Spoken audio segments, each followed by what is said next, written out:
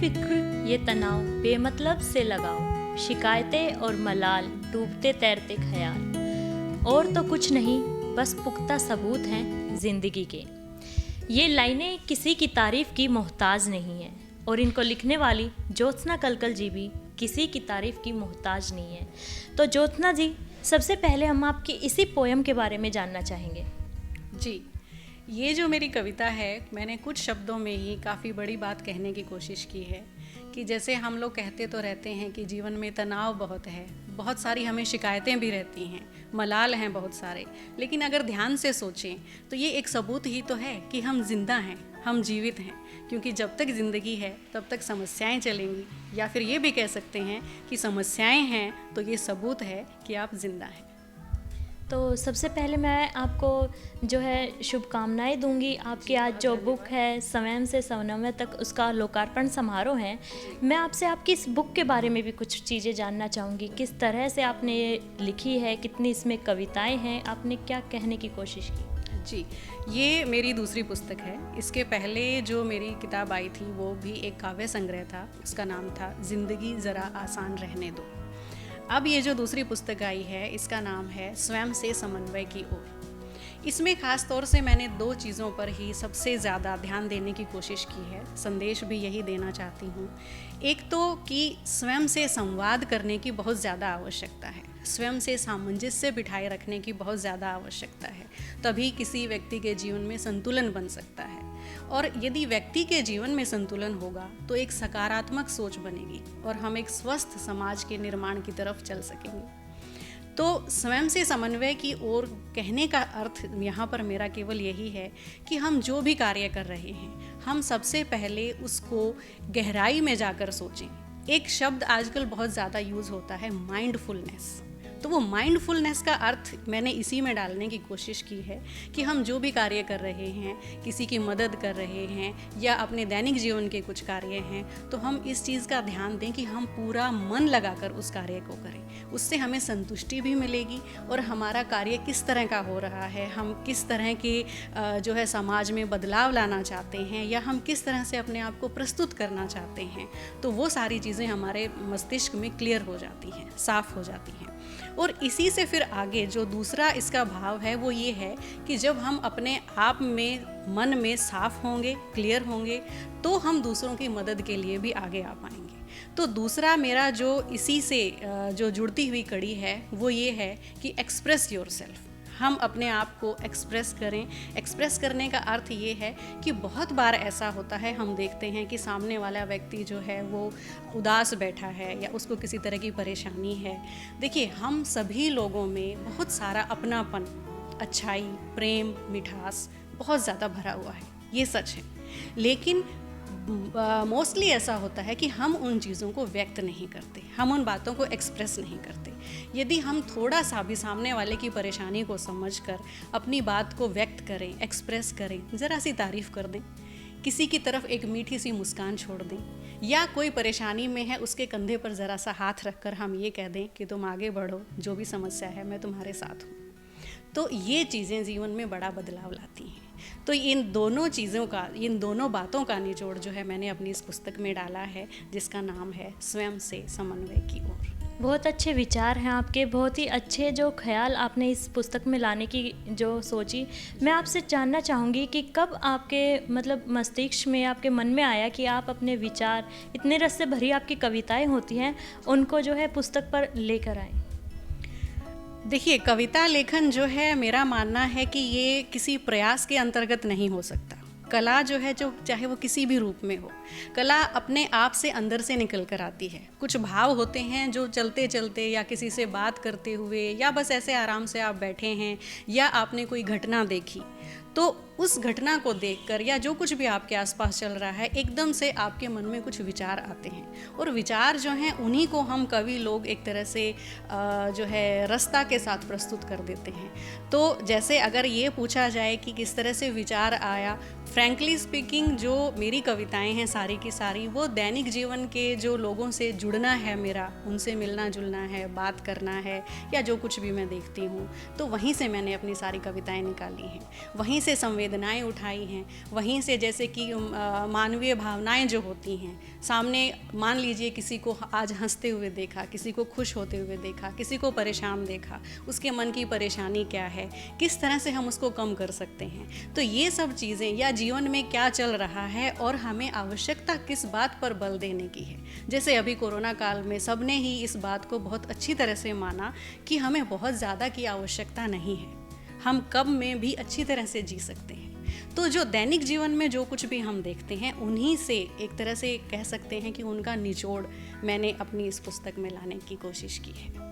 तो जैसे कि आप कविताएं लिखती हैं, आपकी कविताएं रस से भरी होती हैं, आप गृहस्थी भी जो संभालती हैं, अपने बाकी काम भी आप देखती हैं, आप किस तरह से सब कुछ एक साथ लेकर चल रही हैं? जी, थोड़ा सा मुश्किल होता है, क्योंकि मैं हरियाणा गवर्नमेंट में केमिस्ट्री लेक्चरर के पद पर भी काम कर रही हूँ।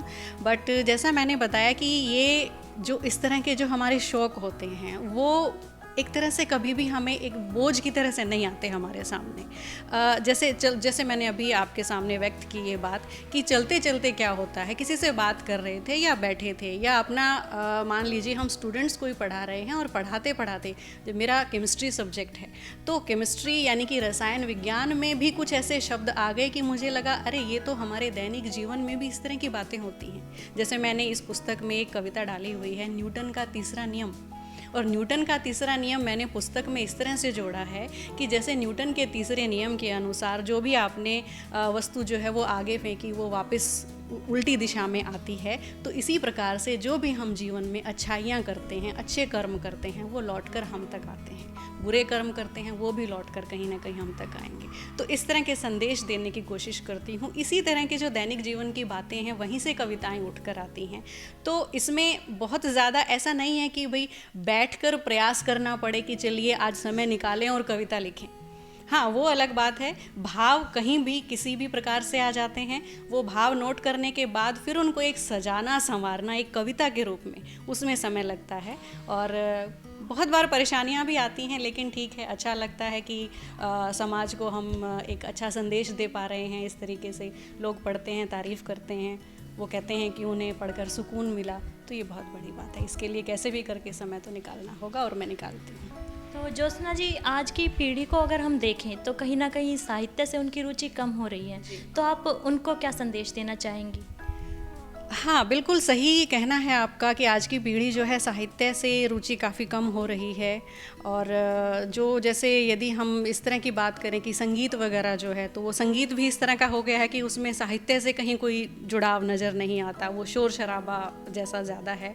पर एक चीज़ और भी मैंने देखी है कि कविताएं जो हैं, अगर हम कविताओं को बहुत ही ज़्यादा एक तरह से गूढ़ रूप में, या मतलब एक तरह से मुश्किल रूप में ना बना के, उनको दैनिक जीवन से जुड़ी हुई बातों से और एक सरल शब्दों में अगर व्यक्त करने की कोशिश करें, तो आज की पीढ़ी भी इंटरेस्ट लेती है। मैंने इस चीज़ को देखा है कई बार।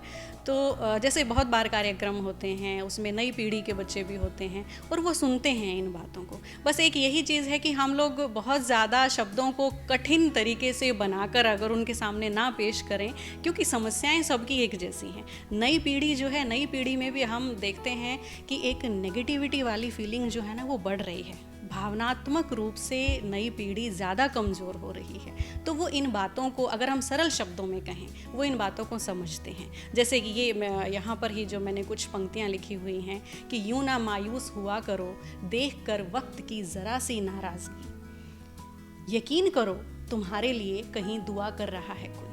तो इस तरह की बात अगर हम नई पीढ़ी के बच्चों को भी अगर बोलेंगे, तो उन्हें भी लगता है कि एक संबल मिलता है मन में कि हाँ है कुछ, चलिए थोड़ा सा समय बुरा चल रहा है पर आगे अच्छा होगा। तो उनके लिए भी मैं संदेश देना चाहूँगी कि उन्हें जुड़ना चाहिए साहित्य से, और वो लोग बहुत अच्छा कर सकते हैं इस फील्ड में, और बहुत सारे हैं जो कर भी रहे हैं। बहुत ही अच्छे विचार हैं आपके। अंत में मैं आपसे आपकी जो ये बुक है स्वयं से सोने तक, इसकी कुछ लाइनें आपसे सुनना चाहूँगी। जी बिल्कुल। इसमें एक मेरी कविता है जो मैं पहले भी दूरदर्शन पर बोल चुकी हूँ, और यही कविता इसलिए बोलना चाहती हूँ क्योंकि बहुत ज़्यादा इसको पसंद किया गया कविता को, और एक तरह से मैं कह सकती हूँ कि मेरे जो दिल से निकला हुआ जो सबसे प्रिय संदेश है वो है, तो वो आपको सुनाना चाहती हूँ। तुम अपना ख्याल रखना, अपनों की खातिर, अपनों के सपनों की खातिर चाहोगे तुम रहना हर वक्त हाजिर। अपनों की खातिर, अपनों के सपनों की खातिर चाहोगे तुम रहना हर वक्त हाजिर। किसी दौर में ना भी हो पाए ये तो मन में मत मलाल रखना। सुनो तुम अपना ख्याल रखना। थोड़ा स्वार्थी बने रहना, थोड़ा स्वार्थी बने रहना, मन की सुनना, मन की करना। जिस खुशी की दिल गवाही दे बेझिझक कर गुजरना। जिस खुशी की दिल गवाही दे बेझिझक कर गुजरना। सही गलत का ज़रूरत से ज़्यादा आसपास ना सवाल रखना। सुनो तुम अपना ख्याल रखना। सुनो तुम अपना ख्याल रखना। और आज के समय की सच्चाई है कि शोर मुस्कुराहटों के पीछे पसरा यहाँ मौन है। शोर मुस्कुराहटों के पीछे पसरा यहाँ मौन है, और भीतर किसके कितनी हलचल देखता यहाँ कौन है। जब ठीक नहीं हो तो ठीक नहीं हूँ मैं, ज़ुबान से ये निकाल रखना। सुनो तुम अपना ख्याल रखना। बहुत ही अच्छी जो आपकी लाइनें लगी सुनने में। पुस्तक में भी आपके पुस्तक के नाम से ही पता चल रहा है आपके विचारों के बारे में। बहुत अच्छा लगा आपसे ये बात करके, और एक बार फिर से मैं आपको शुभकामनाएं देना चाहूँगी आपकी पुस्तक के लिए। और ये थी हमारे साथ बहुत ही मशहूर कवयित्री ज्योत्सना कलकल जी। तो जुड़े रहिए गुरुग्राम प्लस के साथ। धन्यवाद। गुरुग्राम की हर छोटी बड़ी खबर के लिए YouTube पर सब्सक्राइब करें गुरुग्राम प्लस, और Facebook और Instagram पर फॉलो करें। और हाँ, बेल आइकन दबाना ना भूलें। आप हमें कॉल और व्हाट्सएप भी कर सकते हैं। हमारा नंबर है 9643107600।